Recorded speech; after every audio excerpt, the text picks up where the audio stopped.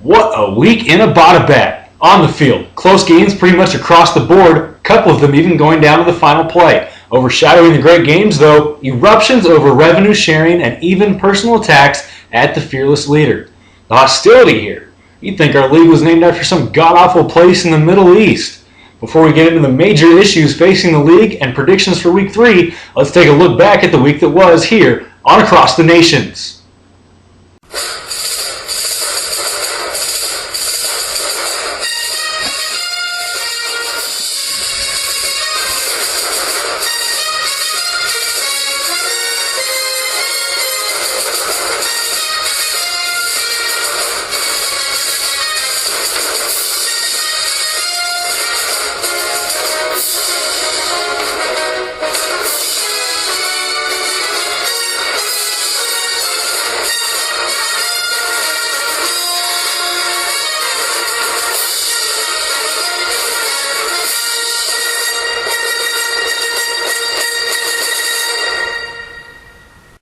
Well, I went 3-2 a week ago, the two losses coming by a combined 5 points. However, I clearly underestimated the jockstrap jockeys.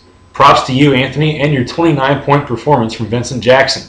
Hunter, tough way to take a loss. Second most points in the league, but an L to show for it. Second matchup I missed on was my own. Brandon and the Falcons D bent but didn't break. The Eagles were just 3 yards and 4 points away from putting me over the top. Of course, none of it would have mattered had Brandon not completely turned the tables from a week ago. After losing to Drew solely because of a 99-yard reception from Wes Welker, Brandon got an 84-yard touchdown from Jordy Nelson with 2 minutes to go in the Packers game, Nelson's only catch of the contest. Tough way to drop to 1-1 for the QB carousel. Team Jackie Moon picked up a solid performance up and down his roster to move to 2-0. Meanwhile, Colonel Al-Gaddafi suffered from Mike Vick's turnovers and early exit against the Falcons to remain winless. Across the Pacific, Tom Brady and Miles Austin carried Call Me Coach to a big win against the Yokosuka Seahawks. Am I saying that right, Barge? Still don't care. Seahawks didn't get much outside of Drew Brees and Kenny Britt. Coach, though, now has to face life without Austin, but it's a much easier task at 2-0. Dirty Sanchez continued to struggle, but by God, he's consistent. Brian's 75-point total matched his output from a week ago. Unfortunately, so did the result. Team Little bounced back in a big way to earn a win, but Austin still might need to consider rebranding efforts to spark some interest and respect from around the league. The Dirties could be on the way up, though, after acquiring Big Ben and Brandon Marshall in a trade. That does it for the week in review. Now for news from around the league. Welcome into the newest segment of Across the Nations. We're calling this Around Abbottabad. We're going to talk about all the news and everything going on in the league. This week, it's pretty obvious what we're talking about, the controversy over money. Commissioner Jonathan Abel stirred up this huge cluster when he posted on the league saying anyone who did not pay the $20 fee this year would incur a lifetime ban from Abbottabad. Now, it's really become an issue when people have responded on the league message boards, and for this, we brought in Fantasy League expert Casey Johnson. Casey, good to have you here. Thank you for having me, Mike. Not a problem. So we want to really delve into what this issue is, and on top of the $20 fee that's being discussed, which for all intents and purposes sounds like everybody's agreed upon, but the issues are still there. There's an underlying theme here about people really being upset with the league. So we want to know, is it the money, or is it something else going on in the league that has really made this bubble up to the top? You know, this all stems from the draft. There was a big commotion at draft time. We weren't sure if it was going to be a keeper league, if it was going to be a one-year league, what the entrance fee would be. So when you have problems before the league even starts, it's hard to expect that things will run smoothly. Agreed, definitely. But at the same time, we go back to that draft, which, for those who don't know, the debacle really came when the first 3 rounds had to be redone, essentially. Basically, we got into the draft. It was not a snake format draft, which was initially agreed upon. Whether that's the fault of Abel, anybody else in the league, or ESPN, really doesn't even matter. But we went through the first 3 rounds, and we had to start over. And we had to start over because it was not fair. I mean, the person who had the first pick had the 11th pick. And it just wasn't fair the way it was going down. So there's no question it had to be redone. But really, did that really affect anybody? I mean, was it unfair in anybody's way, positively or negatively? You know, you're absolutely right. There was no way that could have gone on. I think everyone agreed with that. But I don't really see a huge impact on the movement of the draft. It was only 15 minutes. I know Commissioner Abel was on the phone with ESPN Fantasy Services as well as yourself. Things got moved pretty quickly, I think within 15 minutes, and I don't really see a big shift in the power from the draft. Okay, so you don't think there was really much to do about the draft once it got over. It was annoying when it happened, no doubt. But really where this whole controversy started, after Abel posts on the front page of the league, Brian Barge, owner of Sanchez's Dirty, comes back on the league message board, really calling him out. He says, quote, "Pay what?" ? And Barge's issue from the beginning has been that he didn't know if he wanted to be in this league, if it was a money league, because he didn't know if he would be there to draft the first few rounds. He thought he was going to have to auto-draft, and if it wasn't his choice, he didn't know if he really wanted to put money down on this. Now, it went on to get ugly. He said he assumed there was no money involved because there was no communication. That may have been a communication breakdown. We're not entirely sure who Barge sent these emails to that he refers to. I certainly didn't see any of them. Abel hasn't acted like he's seen them. We're not really sure where that goes. Could be a breakdown in communication somewhere between here and Japan. Not surprising to anyone. But he goes on to say, quote, "Get your fucking shit together and learn how to run a league." He would later call Abbottabad Bush League. Now those are pretty personal attacks, Casey. Yeah, those are strong words out of Camp Sanchez's Dirty. I think the argument that the draft got moved is fairly weak. He was going to be late to the draft to start, so you think the 15-minute delay would actually help him. The real loser in this, I see, is Brandon. He had set his draft order days in advance because he knew he wouldn't be able to be there for the draft. So with the change at the draft time, his draft order was pretty much erased, and he did not want to stay for the draft. He was adamant about that. So he went with the top-ranking player as his pick in each of his rounds. And now he has Chris Johnson to show for it. He does. But really, I mean, whose fault is that? Brandon lives on the East Coast and goes to bed at, fairly early. I mean, the old folks in Florida have really adapted he's really adapted to their lifestyle, and he's blending in with the culture. Yeah, I mean, Brandon's definitely a chameleon. We all know that about him, and the culture in Florida suits him with the elderly.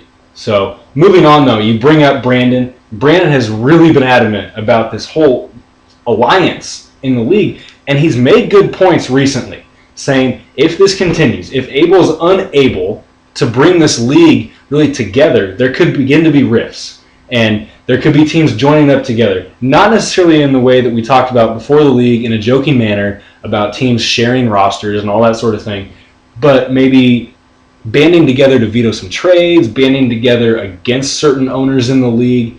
So we want to talk about where that could be going, and so we turn here to the map that we've got up on the screen.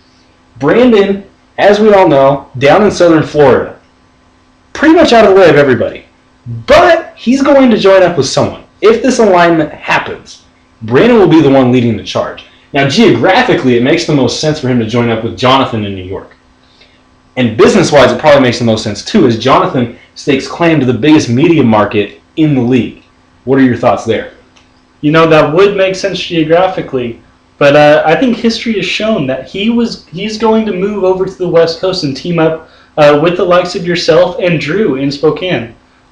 There's a strong friendship there, and a common trust, and I think that could be something to watch for in the future. So what could that do when you look at the rest of the league breaking down? It doesn't look like many opportunities for 3-team alliances. Yeah, you're right. I mean, this could really be the only 3-team alliance. The rest will probably be pairs. And with a 3-team alliance, you really have a lot of power in that scenario. The person to watch may be Austin, Team Little. He's sort of the wild card in this scenario. We're not sure where he's going to land, but if there's a pair out there looking for a third person to match the alliance, he could be one to jump on a bandwagon and shift the power. Okay, now before we get to Austin, because nobody wants to talk about a team with the team name of the owner's last name, it just doesn't happen yet. Pretty boring. We'll go back to the board and talk about some of these pairs that could be happening. So you have Brandon possibly teaming up with myself in Boise and Drew in Spokane. Now, bring it back here to Jonathan, as we talked about in New York. Really has a lot of stake in this in New York, in the huge media market. Now, other media markets to talk about. Brian near Portland. Of course, Brian, we don't know if anybody wants to team up with him because he's got some contractual stipulations to go through right now. We're not entirely sure if he's up for paying for the league. Therefore, who would want to join forces with a team that may not be around next year? Yeah, I mean, if everyone's smart, they will probably stay away from an alliance with Brian. That's just not a smart move right now. With those words, I mean, obviously, he's sort of a loose cannon right now. You don't know where he's going to go. So Brian, who doesn't look like a smart choice for anybody, could be left with Eric, who's way the hell over here. Now, Eric, we talk about media markets, we talk about Tokyo. It's a big deal. Except that you remember it's Japan, and we're talking about American football. So is it really a sticking point? Yeah, I mean, that's something you might want to look for is the Barge brothers sticking together. But really, I don't know if them combined would really put up a challenge for any other duo, let alone a trio. That's true. I mean, Eric's only good game to this point is against his brother, who has consistently put up numbers. And I mean small numbers. So we go back to the board. We talk about Hunter and Anthony probably being able to team up. Anthony, kind of the castaway, sort of. Although those two now have history, as Anthony was able to take down Hunter in a huge game last week that we talked about in the recap. But Anthony, nobody else in the league knows him, and so Anthony and Hunter are most likely to team up. That leaves the Barges together. It leaves Hunter and Anthony doesn't really have a claim in the Phoenix market, but Hunter can take it that way if he wants to. That leaves Jonathan and Aaron to team up. Jonathan, as we mentioned so many times before, in New York. The problem with Jonathan is that he's 0-2. Maybe nobody wants to team up with that. But Aaron has somewhere in the Midwest. We're not entirely sure where he is. Probably something to do with the government, military, whatever. Nobody gets to know where he is. But that's a lot of space. Maybe not a lot of people to influence, but that's a lot of space to have as an alliance. So what are your thoughts on those pairings that we've talked about? And then we talk about Austin.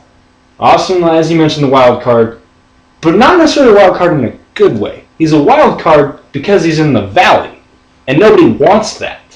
So where do we go? Yeah, I mean, Austin would really just be for numbers alone. You need 3 to match 3. But you mentioned Jonathan being 0-2. Now, normally you would think that's a weakness, but in this case, it could be a strength. If he's willing to give up on the league at an early time and in the early weeks, he could sell off the bottom of his roster. That meaning his last 4 starters, keeping his best 3 for the 3-man keeper league. If he's willing to drop those last 4, it's really to the highest bidder, and that could create a super league or super team rather. Sorry. Well, it's interesting you mentioned Jonathan maybe falling apart. He is 0-2, a chance to go 0-3, and we'll get to the projections after the break. Thanks again, Casey, for coming by. We appreciate your insight. Thanks for having me, Mike.